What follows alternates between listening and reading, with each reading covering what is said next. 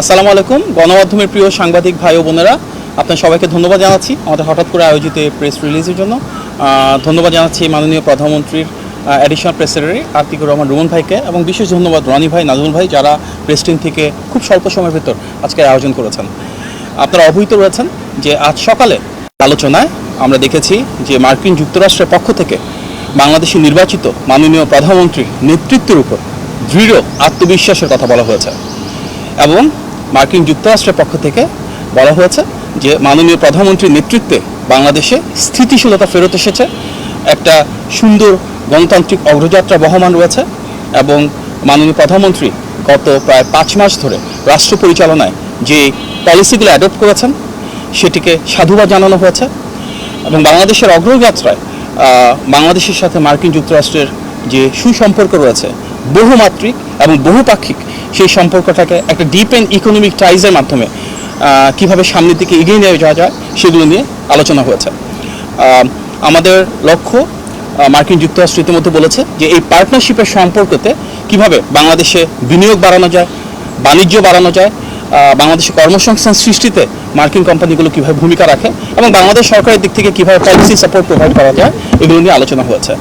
Export এবং import কীভাবে বৃদ্ধি করা যায় সেগুলো নিয়ে যেমন বিস্তারিত আলোচনা হয়েছে। একই সাথে সামনের দিনগুলোতে মার্কিন ইনভেস্টমেন্ট যেন বাড়ে, তার একটি ফার্স্ট স্টেপ হিসেবে আগামী সপ্তাহের শেষ নাগাদ যুক্তরাষ্ট্রের শীর্ষস্থানীয় প্রায় 25টি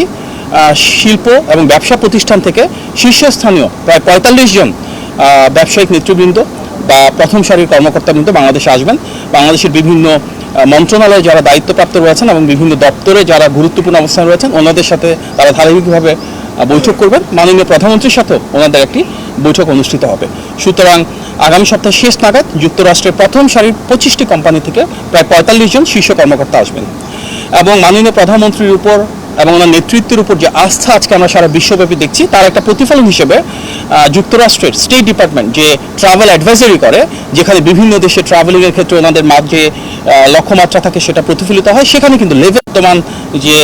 অবস্থান রয়েছে সেখানে মার্কিন যুক্তরাষ্ট্রের বিনিয়োগকারী এবং সবার জন্য এটি উন্মুক্ত, এবং সবাই যেন এখানে আসেন এবং এ দেশ গণতান্ত্রিক পথযাত্রায় কীভাবে বিভিন্ন ধরনের ইকোনমিক অপরচুনিটি তৈরি করতে পারছে সবার জন্য, সেটি এক্সপ্লোর করে, সেটা আমাদের মূল লক্ষ্য। অত্যন্ত আন্তরিক এবং সৌহার্দ্যপূর্ণ আজকের এই আলোচনায় বাংলাদেশ এবং যুক্তরাষ্ট্রের যে ঐতিহাসিক সম্পর্ক রয়েছে সেটি একটি ভিন্ন মাত্রায় যাবে, এবং তার উপর ভিত্তি করে আমরা আরও বেশি যুক্তরাষ্ট্রের সাথে ট্রেড এবং সে দেশ থেকে ইনভেস্টমেন্ট এখানে অ্যাট্রাক্ট করব। বাংলাদেশে ইনশাআল্লাহ আরও বেশি এমপ্লয়মেন্ট জেনারেট হবে, এবং আমাদের যে মাল্টিফ্যাসেটেড অ্যাটাচমেন্ট রয়েছে, যে অপরচুনিটিস রয়েছে, একটা পার্টনারশিপের মাধ্যমে এটাকে ইনশাআল্লাহ সামনের দিকে এগিয়ে নিয়ে যাব। এখান থেকে মিটিংয়ের পর যুক্তরাষ্ট্রের স্পেশাল এনভয় মিস্টার গোর উনিও প্রেস ব্রিফ করেছেন, এবং এই কথাগুলো সামনে এসছে, এবং আমরা বিশ্বাস করি গণতান্ত্রিক এই পথযাত্রায় যুক্তরাষ্ট্র একটি বন্ধু প্রতিম রাষ্ট্র হিসেবে দীর্ঘদিন ধরে যে হয়েছিল বাংলাদেশের সাথে থাকবে, পাশে থাকবে, এবং মাননীয় প্রধানমন্ত্রীর নেতৃত্বের প্রতি যে আস্থা ওনারা প্রদর্শন করেছেন, যে আত্মবিশ্বাস দেখিয়েছেন, সেটির জন্য আমরা সাধুবাদ জানাই। আজকে মাননীয় প্রধানমন্ত্রীর সাথে এখান বাংলাদেশের স্থানীয় বিজনেস কমিউনিটির একটা মিটিং হয়েছে। আপনারা হয়তো অবগত রয়েছেন যে দেশের প্রথম সারির বেশ কয়েকটি শিল্প প্রতিষ্ঠানের যারা কর্ণধার রয়েছেন, ওনাদের একাংশ আজকে মাননীয় প্রধানমন্ত্রীর সাথে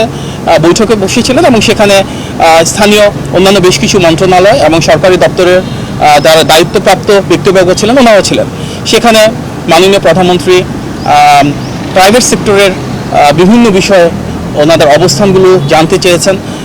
আমাদের দীর্ঘ ফ্যাসিবাদের কারণে রাষ্ট্র ব্যবস্থায় অনেক ধরনের সমস্যা রয়েছে, আমাদের ট্রেড, ইন্ডাস্ট্রি এবং ইনভেস্টমেন্টের ক্ষেত্রে কিছু জটিলতা রয়েছে। গত 5 মাস ধরে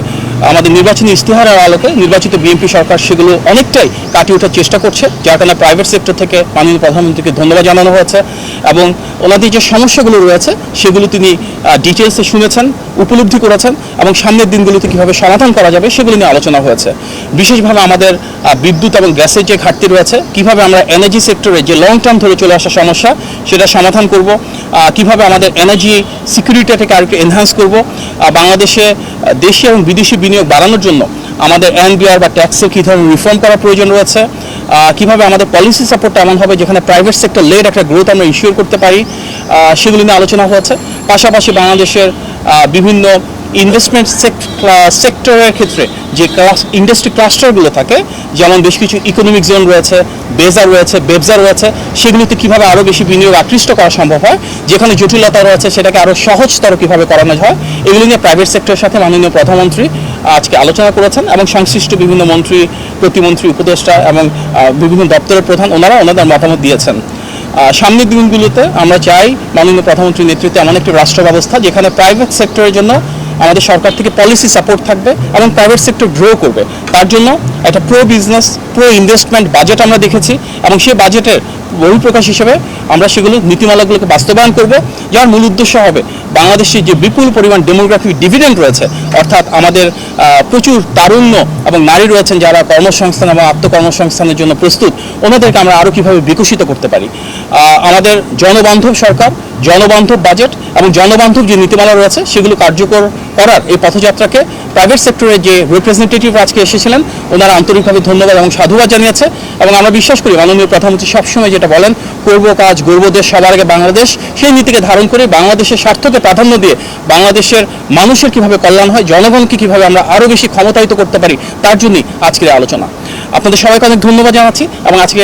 অনেকটা হঠাৎ করে উপস্থিত হলেন সেজন্য আবারও রুমন ভাই, রনি ভাই, নাজমুল ভাই সহ প্রেস টিমে যারা রয়েছেন আপনাদের সবাইকে কৃতজ্ঞতা। আসসালামু আলাইকুম।